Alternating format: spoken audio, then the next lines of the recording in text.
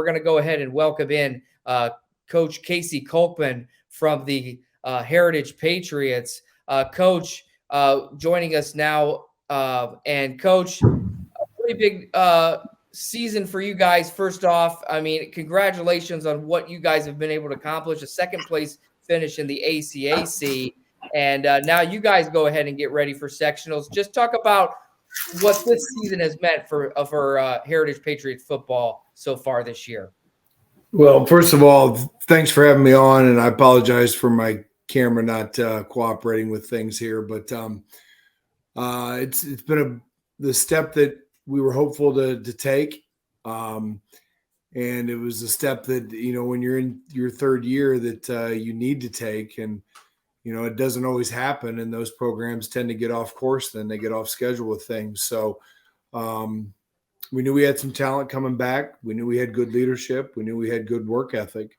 We still got to go out and play the game. So we're excited that things have played out the way they have. Really, of the 9 games, we felt that we only left one out there. That was the lapel game. Early on in the year, we didn't compete as well with Norwell as we had planned. We competed better, and then AC just did to us what I think they did to just about everybody this year. So, yeah, it's been a good year. Sure. For you guys especially, too, the South Adams game, coming out of that, you get NFL Coach of the Week for the Indianapolis Colts. Really a good spotlight for you and your program and the hard work that the kids have put in all year. Just talk about that for this program, that statewide exposure for this team, and really what your message out of that was, because we talked at that presentation when Mike Pryor and all of them were there from the Indianapolis Colts. Like, there were, you had Adams Central that following Friday that you guys had a lot of great football to play yet. Talk about that aspect of it and the recognition that the state gave your program this year, and really how you've turned that into more positives for this program. Well, everybody always wants to talk to me. I guess I'm just that good looking, I don't know, but they always want to talk about the beard, and they want to talk about Coach Kolkman's team and those things. And, that's the only part of the whole deal that, the older I get, the less that I like. Not because I don't like talking to you guys, but because it becomes about me, and it becomes about, my career and those things. And to be honest with you, I could care less about that. I was just glad that, like you said, the boys got state recognition. Hopefully it shines some light on some of our better players when it comes to, maybe colleges and those things. And hopefully it just inspired the boys to know that, what we're doing are the right things, and they're doing them the right way. And so, if those things were accomplished, then great. But as far as me getting the attention and the awards and accolades, I don't need that stuff. I would rather go to the boys, but it was positive in that regard. Simply for the fact that the performance against South Adams the past few years has not been good. So for them to get that win was just a big boost for the remainder of the season. Yeah, Casey, this is Coach Griff, man.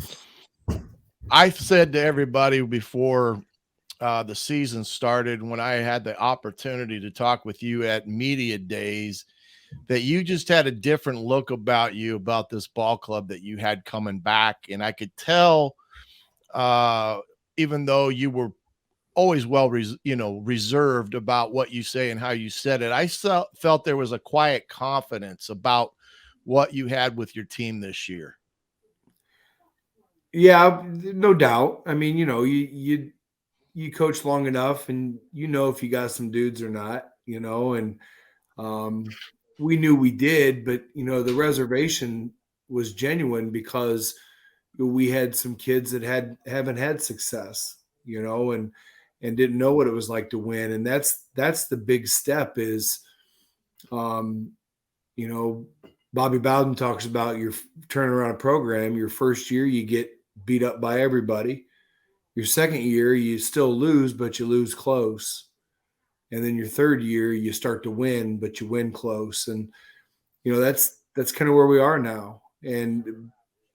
But that's the line between losing close and winning close is very small, and so, getting the win against South Adams, and then, we dropped AC, and then go to Lapel, make a long road trip and lose a close one. And that was tough. Not just those back-to-back losses, but, we lost a couple of starters. We lost a captain in the Woodland game. We lost another captain in the Lapel game. And so now we're heading into week 7 with Bluffton, and we're 3-3 after being 3-1. And it was that Bluffton game was a big game. It was bigger than people think because we were banged up. We were hurt.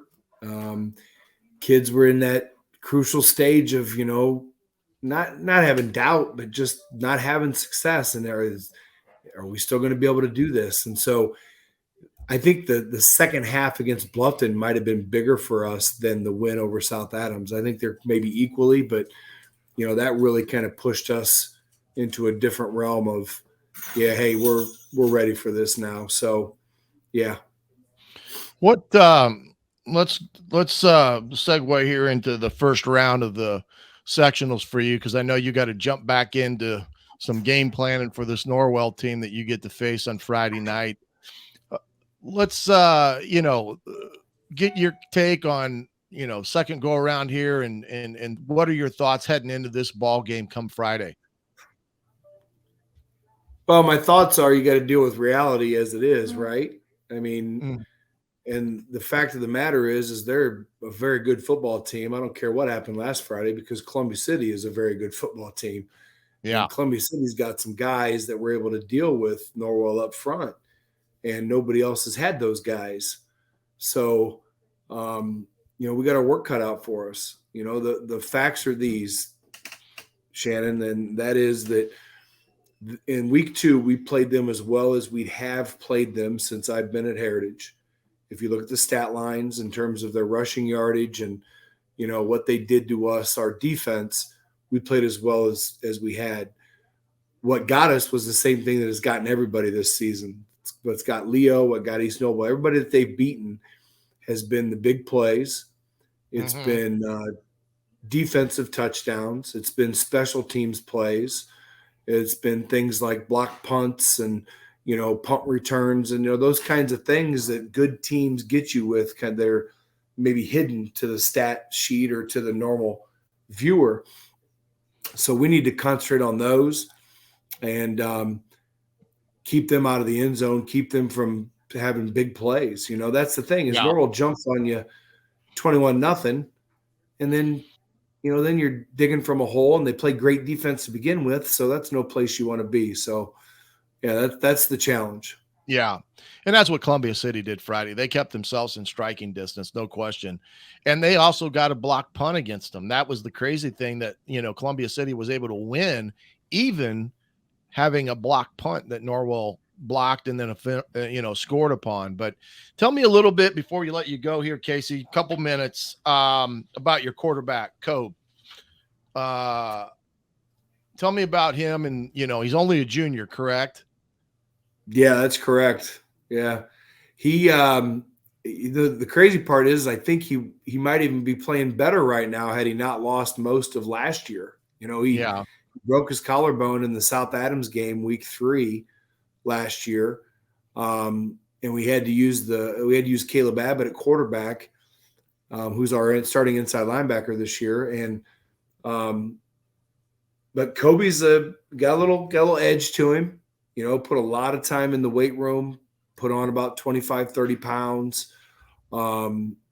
He started last year as a sophomore on the basketball team. About halfway through the season, he became a starter.